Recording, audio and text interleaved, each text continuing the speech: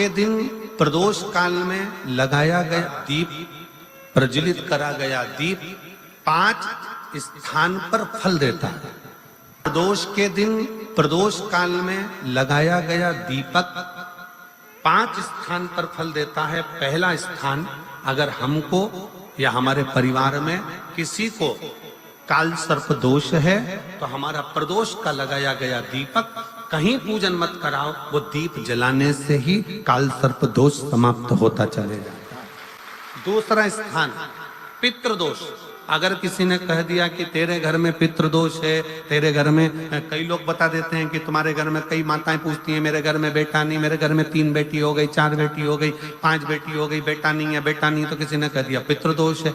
अब तुम शंकर जी की पूजन कर रहे हो, शंकर जी पे जल चढ़ा रहे हो, शिव की स्तुति कर रहे हो, तो किसी किसी की यहाँ 3 बेटियों के बाद, 4 बेटियों के बाद, एक माता ने तो लिखा है कि उसके यहाँ 2008 में उसके घर में लड़की ने जन्म लिया था, या 2008 में उसके घर में बच्चे ने जन्म लिया था, लड़की ने। उसके बाद फिर लड़की ने जन्म लिया और उसके बाद उसके घर में कोई पुत्र का योग नहीं बना। तब उसने प्रदोष के समय पर शाम को दिया लगाना प्रारंभ करा और 2008 में बच्ची जन्मी थी और अब 2024 में उसके घर में लड़के ने जन्म लिया। कि प्रदोष काल का लगाया गया दीपक, प्रदोष काल, प्रदोष के दिन, प्रदोष काल का जो दीपदान होता है वो सरल नहीं होता, वो सहज नहीं होता। 5 स्थान की पूर्ति करता है। पहला स्थान किस चीज के लिए? काल सर्प दोष के लिए। दूसरा पितृदोष। कैसा भी तुम्हें कोई पितृदोष बता दे, कितना भी तुमसे कोई कह दे कि तेरे घर में पितृ का दोष है, तेरे घर में ये दोष है, अगर आप प्रदोष के दिन, प्रदोष काल में, अर्थात सूर्य अस्त के समय के 2:45 तक का जो समय होता है, 2 घंटे के समय का, उसके अंतर्गत अगर आप प्रदोष काल के समय में भगवान शंकर को दीप लगाने के लिए अगर पहुंचे हो तो वो आपको फल देगा ही, पितृदोष का निवारण होगा ही, चाहे तुम कुछ करो चाहे मत करो, और पितृ की शांति करा दे। दूसरे नंबर पर है पितृदोष। तीसरे नंबर पर है वास्तु दोष। हमारे घर का, अब एक बहुत सावधानी से श्रवण करने वाला विषय है, वंश की वृद्धि नहीं है। 30 वर्ष शादी के हो गए, 40 वर्ष शादी के हो गए और औलाद है ही नहीं। डॉक्टर ने भी हाथ ऊंचे कर दिए, टेस्ट पे भी करवाया, IVF करवाया, सब कुछ तुमने करवा लिया, तो भी औलाद नहीं है। तब आखिरी में एक काम चालू करो, प्रदोष का दिन दोनों पति पत्नी व्रत चालू कर दो प्रदोष का, और प्रदोष काल में शाम के समय जाकर एक ही दिए में 2 लंबी बाती जानते हो ना, रुई की लंबी कपास की बाती 2, और दोनों बाती एक ही दिए में रखकर पति पत्नी दोनों उसको प्रज्वलित करना प्रारंभ करें। बाबा संतान देकर ही रहेगा, औलाद आएगी ही। दीप की जो बाती में अंतर आ जाता है, एक गोल बाती में और लंबी बाती में अंतर आता है, बहुत अंतर आता है। पितरों के लिए गोल बाती का प्रयोग बहुत कम होता है महाराज। देवी जी के लिए, माता रानी के लिए, जगत जननी के लिए गोल बाती का प्रयोग बहुत कम होता है महाराज, ध्यान रखिएगा। एक पितृ के लिए, एक जगत जननी जगदम्बा दुर्गा भवानी के लिए गोल बाती का प्रयोग कम होता है, लंबी बाती का प्रयोग ज्यादा होता है। क्यों? क्योंकि हमारे घर की कुल देवी और हमारे घर के पितर हमारे वंश की वृद्धि करें, इसलिए लंबी बाती रखी जाती है, जिससे हमारा वंश बहुत लंबा चले, बहुत उन्नति की ओर बढ़े, इसलिए लंबी बाती का प्रयोग किया। शिव महापुराण की कथा कहती है 5 जगह पर हमारा जलाया गया एक दीप जो प्रदोष के दिन प्रदोष काल में लगाया जाता है, 5 जगह पर भारी पड़ता है। पहले नंबर पर जम के बोलते जाओ, काल सर्प दोष। दूसरे नंबर पर पितृदोष। तीसरे नंबर पर घर का वास्तु दोष। हमारे घर में कितना भी वास्तु दोष है, कोई ने कह दिया यहाँ बाथरूम नहीं बनना थी, यहाँ पर शौचालय नहीं बनना था, यहाँ सीढ़ी नहीं बनना थी, वो सीढ़ी वहां बनना थी, ये सीढ़ी वहां बनना थी। तुम पूरा घर तोड़वा के देख लो, उसके बाद में जैसा वास्तु वाले वैसा करा कर देख लो, उसके बाद भी तुमको शांति नहीं मिले तो समझ लेना कि तुम्हारे घर में अब वास्तु दोष तो तुमने दिखाकर समाप्त कर लिया, फिर भी वो समाप्त नहीं हो रहा, तो प्रदोष काल का लगाया गया प्रदोष के समय का दिया आखिरी में वास्तु दोष को भी समाप्त कर देता है और उसमें भी फल प्रदान करता है।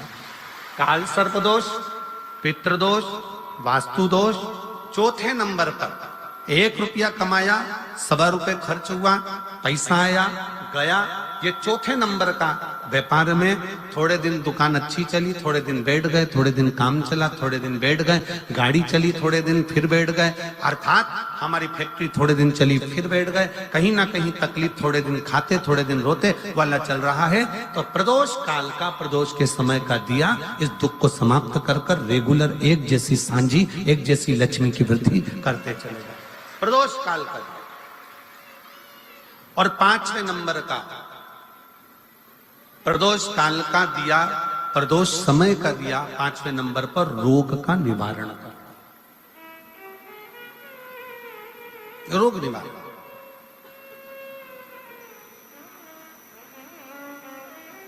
ये 5 स्थान जो बताए गए हैं प्रदोष काल के दिन, प्रदोष के दिन दीप प्रज्वलन के। प्रदोष व्रत का इतना महत्व है महाराज। ये प्रदोष व्रत होता क्या है?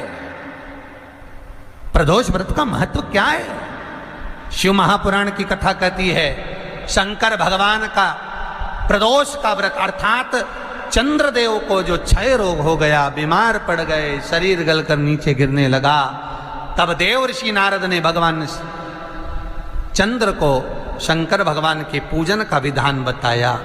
और पूजन करते करते त्रयोदशी तिथि आ गई, जिस त्रयोदशी के दिन चंद्रदेव ने सुबह से शाम तक कुछ नहीं खाया।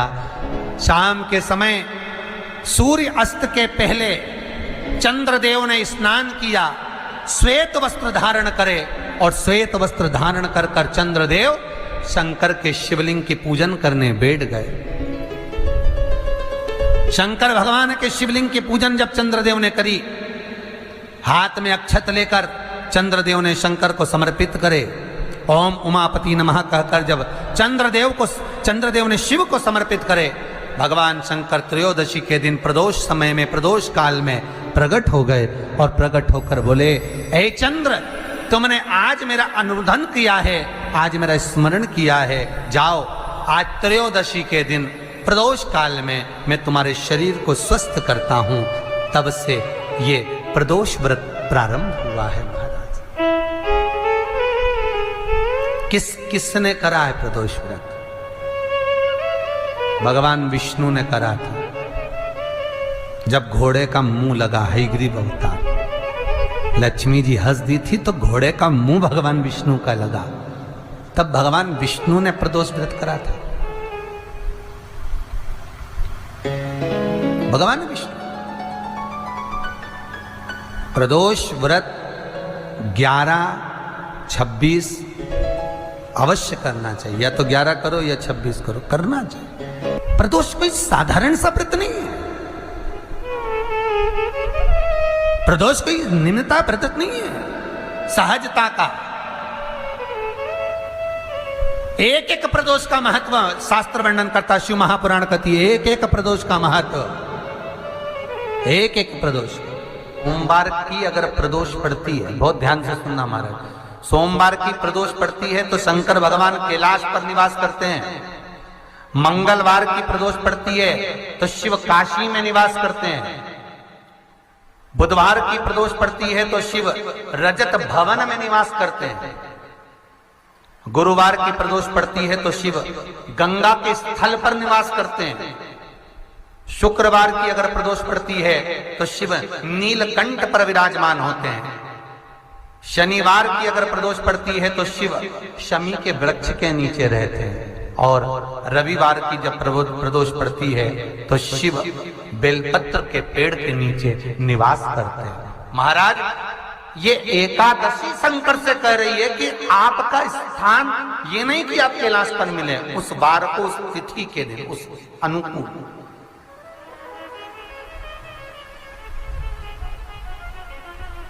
हमारे यहां कहते हैं सोमवार की जो प्रदोष पड़ती है वो इच्छा पूर्ति करती है। मंगलवार की प्रदोष रोग से मुक्ति देती है।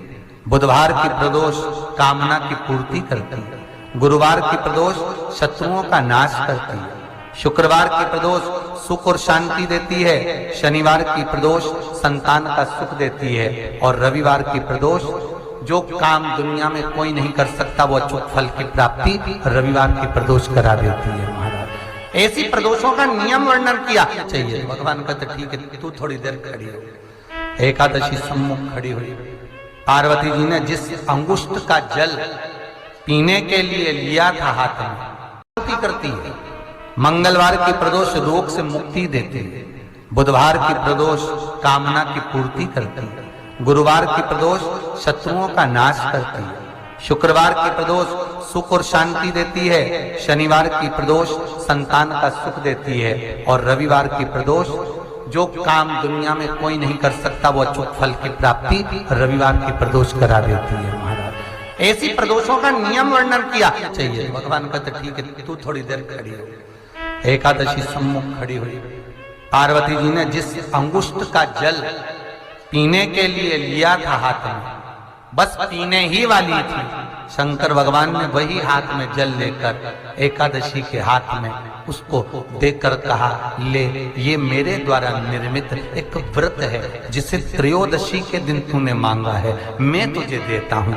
आज इस व्रत का फल मैं तुझे प्रदान करता हूँ। अब तू जिस जीवात्मा को लेकर जाएगी उसका पाप प्रबल नहीं होगा।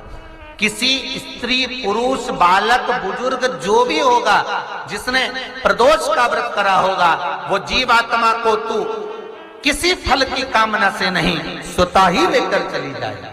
उसमें कोई कामना नहीं है। बन सके जीवन में 11 प्रदोष या 26 प्रदोष करने के बाद आप उसका उद्यापन कर कर विराम भी दे सकते, पर जीवन में एक बार प्रदोष का व्रत मौका मिले, जिस कामना से जिस दिन का भाव आपके मन में आए कि मुझे रोग से मुक्ति पाना है तो ये प्रदोष मुझे करना है, मैं रोग मुक्ति के लिए हम मंगल जो भी आपके मन में आ रहा है, संतान प्राप्ति के लिए शनिचरी प्रदोष आप उसका स्मरण करें।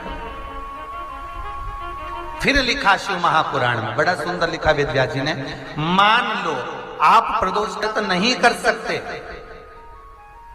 आप अगर व्रत नहीं कर सकते तो प्रदोष के दिन प्रदोष काल में शाम का समय सूर्य अस्त का कुछ पल कुछ घड़ी के पहले से लेकर बाद तक का प्रदोष काल के अंतर्गत आप शंकर जी के मंदिर में जाकर 1 लोटा पानी 5 बेलपत्र भी अगर समर्पित करते हैं तो संपूर्ण प्रदोष का फल आपके भाग्य में प्रबल हो जाए। शिव महापुराण में इसका लड़की को मंगल है, गुरुजी लड़के को मंगल है, क्या करा जाए? कुछ मत करो। प्रदोष के व्रतों में वर्णन किया गया है कि रवि का प्रदोष, भौम का प्रदोष, मंगल का प्रदोष, बुध का प्रदोष, गुरु का प्रदोष, शुक्र का प्रदोष, शनि का प्रदोष। जो प्रदोष पढ़ते हैं पूरे महीनों में, पूरे वर्ष में मंगल का प्रदोष निकाल कर रख लो कि मंगल का प्रदोष इस दिन पड़ रहा है, मंगल की त्रयोदशी तिथि पड़ रही है, प्रदोष व्रत मंगलवार का पड़ रहा है।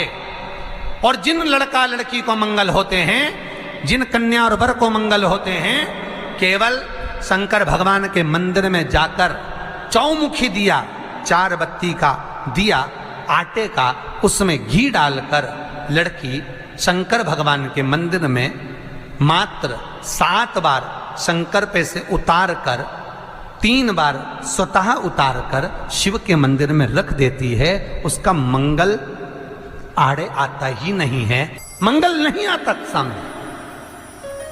मंगल प्रदोष व्रत का इतना महत्व है महाराज। एक बात बहुत अच्छे से समझ लीजिए, जिसके घर में क्लेश होता हो, अशांति रहती हो, क्लेश रहता हो, या छोटी छोटी बात पर विवाद चालू हो जाता हो, या पति पत्नी में, परिवार में, सास बहू आदि में कहीं ना कहीं कुछ अगर विवाद रहता हो, ऐसा बेलपत्री की डंडी रहती है ना, बहुत ध्यान दीजिएगा महाराज। श्राद्ध पक्ष की कथा चल रही है, शिव महापुराण आज विराम की ओर है, ध्यान दीजिएगा। जैसे ये बेलपत्री की जो डंडी होती है, डंडी का जो भाग होता है बेलपत्री की, ऐसा बेलपत्री की 7 भाग ले लो, मतलब बेलपत्री 7 ले लीजिए। 7 बेलपत्र लेकर कच्चा जो सूत होता है ना, कच्चा सूत जो जानते हो पेड़ पौधे में माता लपेटती हैं, धागा जो होता है ना सफेद कलर का कच्चा धागा, जो बड़ में, पीपल में और आंवला आदि में लपेटा जाता है, कच्चा सूत, उसको शंकर भगवान और माता पार्वती का स्मरण कर कर नंदी के, जो नंदी होता है, नंदी के राइट भाग में, नंदी का एक पांव ऊंचा होता है, आपने देखा होगा आगे का पांव ऊंचा होता है, बैठते समय नंदी का एक पांव ऊंचा, एक पांव नीचे की हो जाता है। तो नंदी का जहां पांव ऊंचा है उस ऊंचे पांव के पास में बैठना है। कच्चे सूत पर उस बेलपत्री के जो 7 गुच्छ हैं, 7 जो बेलपत्री के भाग हैं, 7 बेलपत्री हैं, उसको अपना नाम गोत्र स्मरण कर कर उस कच्चे सूत को लपेटना है। महाराज लाल कलर का चंदन उस बेलपत्री के पत्ते में जो अग्रभाग होता है, सबसे आगे का भाग, 7 में लाल चंदन लगाना है। महाराज उस चंदन को लगाकर आप प्रदोष के दिन, प्रदोष काल में शंकर भगवान को समर्पित अगर करते हैं तो जिस घर का गोत्र बोला है उस घर में कभी क्लेश नहीं हो सकता, वो शांति का अनुभव कर, उसमें क्लेश नहीं हो सकता। एक धागा होता है पक्का धागा, एक धागा होता है कच्चा धागा। बहुत ध्यान दीजिएगा महाराज, पक्के धागे से नहीं लपेटना सफेद, कच्चा जो धागा पीपल में, बड़ में या आंवला आदि में जो हम लोग लपेटते हैं पूजन करते समय, वो कच्चा धागा। और एक बात और आपको कहने, ध्यान दीजिएगा, अगर मान लो किसी पति पत्नी का तलाक तक की नौबत हो गई और तलाक नहीं कराना है, आपस में वापिस प्रेम बढ़ जाए, छोरी वापिस घर में रहे, बेटा उसको रखे, बहू रहे, आपस में प्रेम बढ़े, वो भले मायके चली गई हो, वो भले लड़का छोड़कर चले गया हो, अकेली रह रही हो और चाहती है कि मैं पति के साथ रहना है, तलाक नहीं होना चाहिए, हम दोनों में प्रेम रहे, वो संभाले मेरे को भी और मैं भी आदर करूं, वो भी आदर करे। तो मेरा निवेदन है, कच्चा जो सूत होता है, कच्चा जो धागा होता है, नंदी के ठीक पीछे बैठकर कोई साथ में आपके परिवार का कोई व्यक्ति चले जाए और हस्तकमल को, जिसको अपने परिवार में वापिस रहना है, उस स्त्री हो या पुरुष हो, दोनों में से कोई भी नंदी के पीछे बैठकर सोमवार की जिस दिन अष्टमी पड़े उस दिन नंदी के पीछे बैठकर हाथ को ऐसा बंद करना है, हाथ में एक बेलपत्री रखना है, सीधी सीधी बंद कर कर 7 बार उस हाथ पर कच्चा सूत लपेट देना है, उस सूत को वापस निकाल लेना है बेलपत्री के साथ, बेलपत्री के साथ में, और बेलपत्री को तो अपने पास में रखना। सबसे पहले माता पार्वती का जो हस्तकमल ऐसा होता है शिव मंदिर में, उस हस्तकमल में वो सूत जो आपके हाथ से निकला है वो उसमें डाल देना है, माँ जगत जननी से प्रार्थना कर कर, और जो बेलपत्री आपने संबंध को जोड़ने के लिए अपने हाथ में ली है वो शंकर भगवान के कटी भाग में, फिर निवेदन करूंगा कटी भाग को समझ लीजिए। ये शिवलिंग रखा है, जहां पर शंकर भगवान का शिवलिंग, माता पार्वती जी के हस्त कमल पर जो शिवलिंग रखा है, ये भाग कटी भाग कहलाता है। इस जगह पर जहां शंकर और पार्वती का मिलन हुआ है, उस जगह पर उस बेलपत्री को रख देना है। महाराज ज्यादा से ज्यादा 3-4 महीने लगते हैं, दोनों में वापिस प्रेम बढ़ जाता है, दोनों एक हो जाते हैं। तलाक तक बात चल भी रही हो तो वो तलाक समाप्त हो जाता है, प्रेम, करुणा, आसक्ति, स्नेह बढ़ जाता है। संबंध टूटने की कतार पर एक बार माता पार्वती को समर्पित तो करो अपना संबंध कि मां अब तुझे नहीं भाना, माना मैंने अपशब्द कह दिया होगा, माना मेरी गलती होगी, थोड़ी गलती उनकी भी होगी, पर दोनों की गलती है माँ, अब इस संबंध को तुझे निभाना। जब कच्चा सूत माता के हाथ में रखो तब माता को विनती करना, इस संबंध की डोरी अब तेरे को दे दी। दीन बंधु दीनानाथ मेरी डोरी तेरे हाथ। अब ये डोरी मैंने तुमको दे दी है, अब ये संबंध आपको निभाना है, अब ये संबंध मेरा। एक प्रयोग जरूर कर कर देखना, जिस दिन घर में क्लेश हो रहा हो, भाइयों में आपस में झगड़ा हो रहा हो, देवरानी जेठानी में झगड़ा हो रहा हो, सास बहू में झगड़ा हो रहा हो और शांति हो ही नहीं रही, बहुत प्रयास कर लिया तुमने कि शांति नहीं हो रही, तो प्रयास करो, प्रदोष के दिन एक बेलपत्र लीजिए,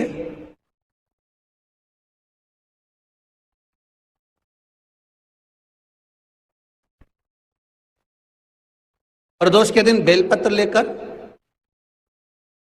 अपना जो परिंडा होता है, परिंडा जानते हो, मटका हंडा जहां पानी भरते हो, पितरों का स्थान, उस परिंडे को बेलपत्र छुआकर उस बेलपत्र को शंकर भगवान के ऊपर जो जलाधारी होती है, उस जलाधारी में इस डंडी को अपने घर का नाम गोत्र बोलकर उसको डाल दिया जाता है।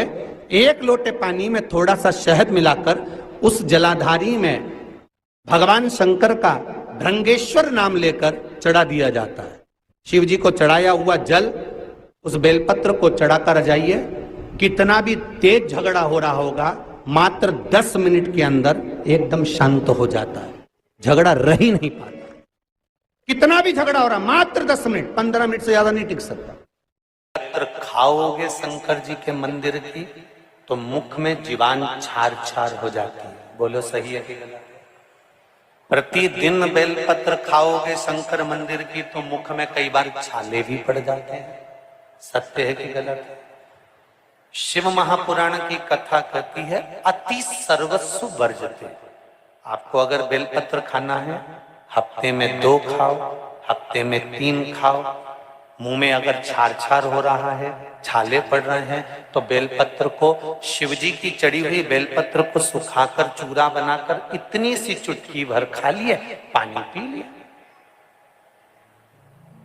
लीवर गड़बड़ हो गया है, डायलिसिस चल रहा है, किडनी गड़बड़ हो गई है, डॉक्टर बोल रहा है कि डायलिसिस करवाना पड़ेगा, तो बेलपत्री के पीछे की जो डांट होती है, जिसको आप लोग तोड़ के फेंक देते हैं, वो बेलपत्री के पीछे की जो डांट है, ये ब्रह्मा विष्णु महेश।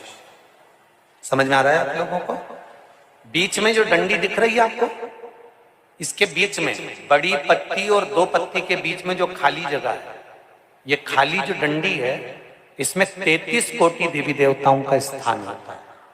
किसका स्थान है? 33 कोटि देवी देवता। इसलिए बेलपत्र चढ़ाते समय बेलपत्र को इस जगह से पकड़कर समर्पित किया जाता है कि 33 कोटि देवी देवताओं का स्पर्श कर कर, ब्रह्मा विष्णु महेश का स्पर्श कर कर चढ़ाया जाता है। बेलपत्री के नीचे की जो डंडी होती है, ये 2 पत्ती से लेकर नीचे का जो भाग होता है, ये स्कंद पुराण कहती है, इसमें 64 योगनियां और मेरी माता पार्वती का संपूर्ण जितनी शक्तियां हैं, वो सारी शक्तियां इस डंडी के अंदर विराजमान होती हैं। इस डंडी के पीछे गोखरू होता है, जिसको माताएं तोड़ देती हैं। वो जो टूटा हुआ गोखरू रहता है, उसमें भगवान शंकर के प्रत्येक गण का भाव रहता है। इनका काम क्या रहता है? जब शरीर में किसी व्यक्ति के जीवन में जब दुख तकलीफ या रोग बढ़ता है, तो वो गोखरू जो नीचे का रहता है, वो टूटा हुआ गोखरू अशोक सुंदरी वाली जगह पर चढ़ाकर हफ्ते में 2 बार उसको चबा चबा कर अगर खा लिया जाए तो डायलिसिस की जरूरत नहीं पड़ती, डायलिसिस छूट जाता है, लीवर और किडनी काम करना प्रारंभ कर देते। और अच्छे से सुन लेना, अभी की अभी घर जाकर शुगर की जांच करना। शुगर कितनी भी हाई जा रही होगी, बेलपत्री के नीचे का गोखरू टूटा हुआ अशोक सुंदरी पर चढ़ाकर खाकर 5 से 7 मिनट मुंह में रख लीजिए और उसके बाद शुगर की जांच कर लीजिए, शुगर लेवल में मिलना प्रारंभ हो जाए। बेलपत्री का जो सुख है वो जीवन का आनंद देना है।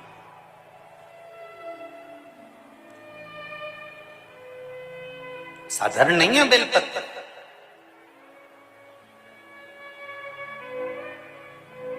आप स्वयं भाग्यशाली हैं आप स्वयं किस्मत वाले हैं। कोई कैसे कह दे तुमको कि तुम अभागे हो? ना ना, हमारे बराबर भाग्य नहीं है किसी का।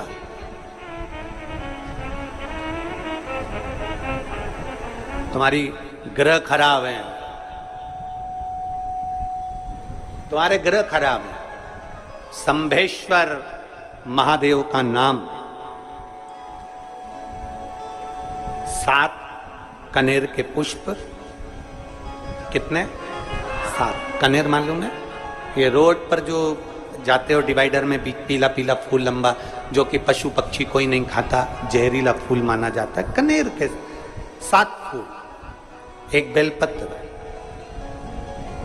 नीचे का रहता है, वो टूटा हुआ गोखरू अशोक सुंदरी वाली जगह पर चढ़ाकर हफ्ते में 2 बार उसको चबा चबा कर अगर खा लिया जाए तो डायलिसिस की जरूरत नहीं पड़ती, डायलिसिस छूट जाता, लीवर और किडनी काम करना प्रारंभ कर देते। और अच्छे से सुन लेना, अभी की अभी घर जाकर शुगर की जांच करना। शुगर कितनी भी हाई जा रही होगी, बेलपत्री के नीचे का गोखुर टूटा हुआ अशोक सुंदरी पर चढ़ाकर खाकर 5 से 7 मिनट मुंह में रख लीजिए और उसके बाद शुगर की जांच कर लीजिए, शुगर लेवल में मिलना प्रारंभ हो जाए। बेलपत्री का जो सुख है वो जीवन का आनंद देता है।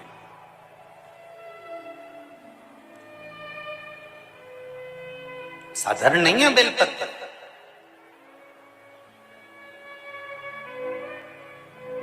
आप स्वयं भाग्यशाली हैं, आप स्वयं किस्मत वाले हैं। कोई कैसे कह दे तुमको कि तुम अभागे हो? ना ना, हमारे बराबर भाग्य नहीं है किसी का।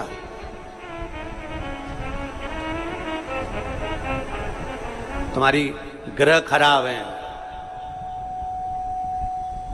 तुम्हारे ग्रह खराब है। संभेश्वर महादेव का नाम 7 कनेर के पुष्प, कितने? 7 कनेर मालूम है? ये रोड पर जो जाते हो डिवाइडर में पीला पीला फूल लंबा, जो कि पशु पक्षी कोई नहीं खाता, जहरीला फूल माना जाता है। कनेर के 7 फूल, एक बेलपत्र। जिस समय पर कनेर का फूल बेलपत्र के साथ चढ़ाया जाएगा तो 7 कनेर के पुष्प सीधी बेलपत्र पर आपको रखना। 2-3 प्रदोष कर कर देखना।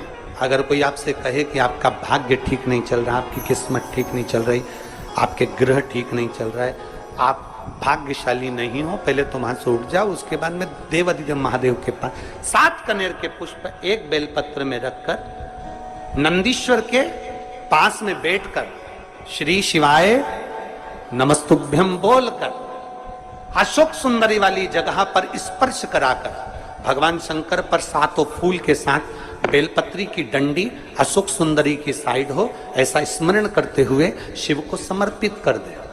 वही बेलपत्री 5 बार नमः शिवाय या पंचाक्षर मंत्र, षडाक्षर मंत्र या श्री शिवाय नमस्तुभ्यम बोलकर वही बेलपत्री 3 प्रदोष, 4 प्रदोष, 5 प्रदोष, 2 प्रदोष, जितने प्रदोष आप चढ़ा रहे हैं प्रदोष काल में, वो बेलपत्री लाकर अपने कक्ष में अपने पूजन वाले स्थान पर रखते जाओ।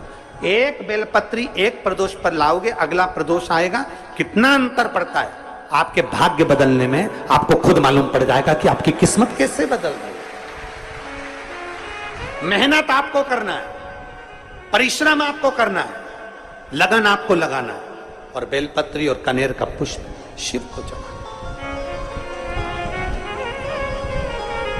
चालू करो प्रदोष चढ़ाना, चढ़ाओ।